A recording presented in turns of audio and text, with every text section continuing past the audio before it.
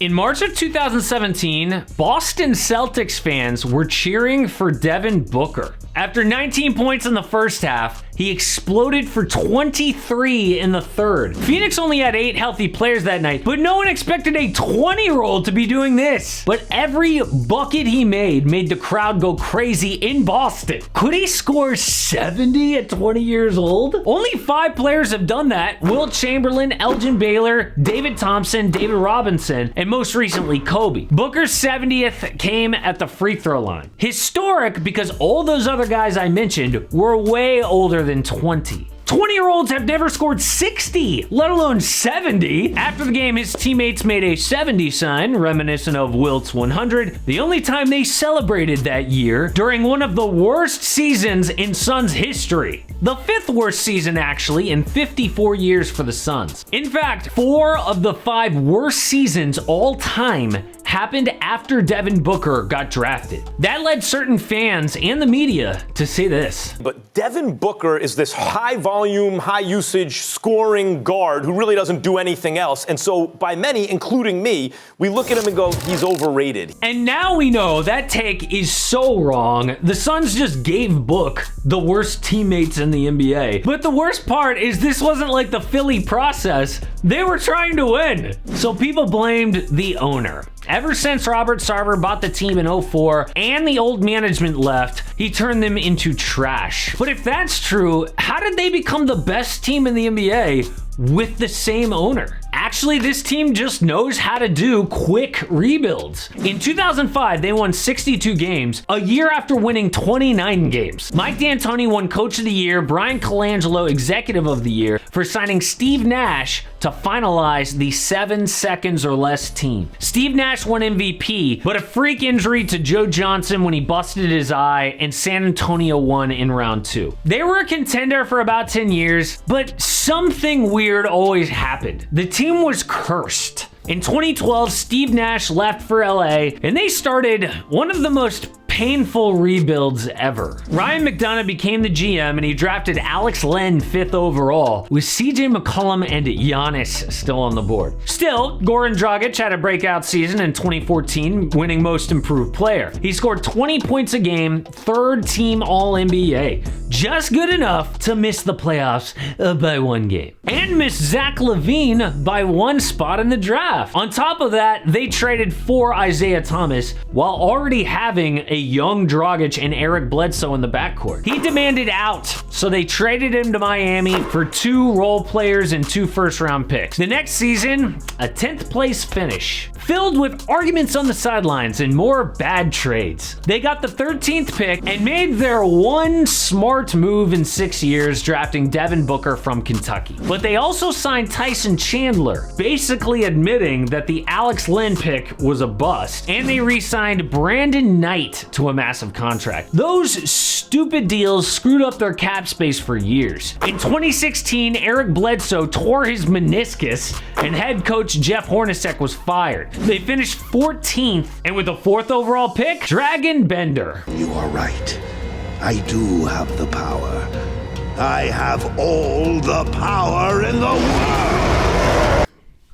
Never mind his name sounding like an anime character. He was just bad at basketball. He averaged about 5 points a game in 2.5 years in Phoenix, while guys picked later like, I don't know, DeJounte Murray, Domantas Sabonis, Pascal Siakam were awesome. It was that next season that Booker dropped 50 in the middle of a 13-game losing streak and another last place finish. But don't worry, last place means they get another top 5 pick again, and there was a lot of talent outside the top 3. De'Aaron Fox, Donovan Mitchell, Bam Adebayo, Jared Allen, OG Anunoby, so many guys. They went with Josh Jackson. It's great to see Book playing well and Phoenix playing well, but get my man out of Phoenix. He's like, preach, brother, preach. Get me the hell up out of here, please. Please help a brother out. I can't say this, but get me the hell out of Phoenix. And no one would blame him for demanding out at this point. But you know who did? Eric Bledsoe, who just tweeted, I don't want to be here.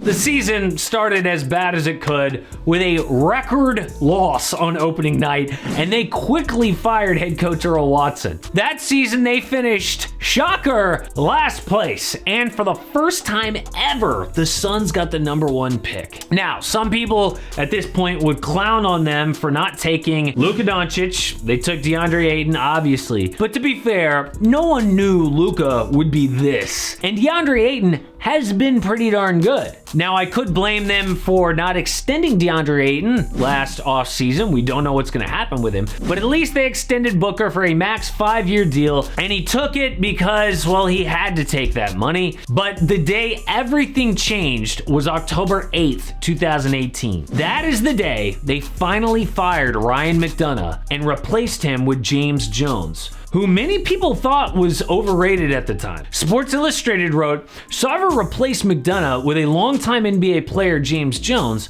and while Jones is widely liked, this job is probably too big for him right now. Actually, he was about to become the best GM in the league. First, he traded for Kelly Oubre Jr., who is decent, but the reason he's important will be clear later. Then he traded with Philly on draft night for some local kid that they took 10th. The Suns gave up just Zaire Smith and a future first for Mikal Bridges. 2019 was horrible on the court, but the seeds of this season were being planted. After finishing last, again, they hired Monty Williams as the head coach. Monty had failed in New Orleans years before, but he was the top coaching candidate that offseason. And Monty's personal story is also a bit of a rebuild. His wife of 20 years died in a car accident, leaving behind their 5 children just after New Orleans fired him. He was well liked and super talented, but he just needed a second chance. Then Jones, after hiring Monty Williams, traded players like Josh Jackson, TJ Warren. He drafted Cam Johnson. Cameron Johnson just went 11th. How do you react to that news? He went what?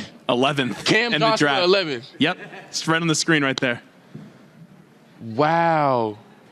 And he acquired Ricky Rubio. That was a really solid offseason, but no one knew it because the team still sucked. DeAndre Ayton was suspended for using PEDs to start the year, and going into the bubble, they were in 13th place. And no one knew that at that low point, barely getting invited to the bubble, actually laughed by everyone, they were about to start going up as a franchise, and they haven't stopped going up since. They did not lose a game in the bubble. Devin Booker averaged over 30 points with 6 assists. They got big games from role players like Cameron Payne and Mikal Bridges with dominant defense. They missed the playoffs, yes, but it was enough to attract Chris Paul in the offseason. Now, a lot of people thought that CP3 was washed when he got traded to the Thunder the year before. Instead, he spent that year rebuilding his own reputation and leading OKC to the number 5 seed in the West. They told him, you don't have to play back-to-backs, it's all good, you're getting old. He was like, no, I'm gonna play 70 of 72 games, become an all-star. Adding Chris Paul to the Suns unlocked everything that James Jones had been laying down. Chris Paul could handle the rock, which allowed Devin Booker to thrive off the ball. CP3 was setting up DeAndre Ayton, which made him one of the biggest lob threats in the game. Role players like Cam Johnson and Jay Crowder were free to shoot threes, while CP3 and Book dominated the mid-range. In 2020, the Suns made their first NBA Finals since Charles Barkley in 1993. We all know the Bucks came back from down 2-0 to win the title, but that doesn't mean that season was a failure. The Suns went from the worst record in the league to the finals in 2 seasons. And this year, it's clear that was not a fluke. This season, they could finally win their first chip ever, despite having a horrible owner, because James Jones, that GM who was over his head, finally gave Booker the teammates and the coach he deserves. One former Sun that we haven't heard from a lot lately barely escaped one of the most tragic NBA stories I've heard in a long time. I just wrapped up this video. Check it out. It's what happened to Aaron Baines.